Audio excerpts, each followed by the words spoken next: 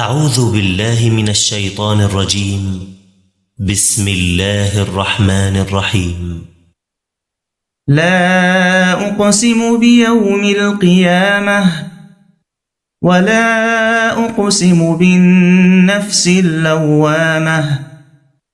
أيحسب الإنسان أن لن نجمع عظامه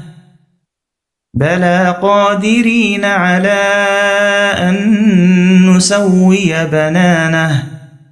بل يريد الإنسان ليفجر أمامه يسأل أيان يوم القيامة فإذا برق البصر وخسف القمر وجمع الشمس والقمر يقول الإنسان يومئذ أين المفر كلا لا وزر إلى ربك يومئذ المستقر ينبأ الإنسان يومئذ بما قدم وأخر بل الإنسان على نفسه بصيرة ولو ألقى معاذيره لا تحرك به لسانك لتعجل به إن علينا جمعه وقرآنه فإذا قرأناه فاتبع قرآنه ثم إن علينا بيانه كلا بل تحبون العاجلة وتذرون الآخرة وجوه يومئذ ناظرة إلى ربها ناظرة ووجوه يومئذ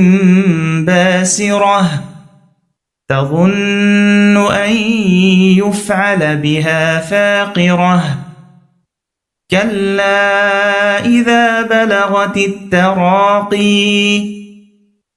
وقيل من راق وظن أنه الفراق والتفت الساق بالساق إلى ربك يومئذ المساق فلا صدق ولا صلى ولكن كذب وتولى ثم ذهب إلى أهله يتمطى أولى لك فأولى ثم أولى لك فأولى أيحسب الإنسان أن يترك سدى ألم يك نطفة من مني يمنى ثم كان علقة فخلق فسوى فجعل منه الزوجين الذكر والأنثى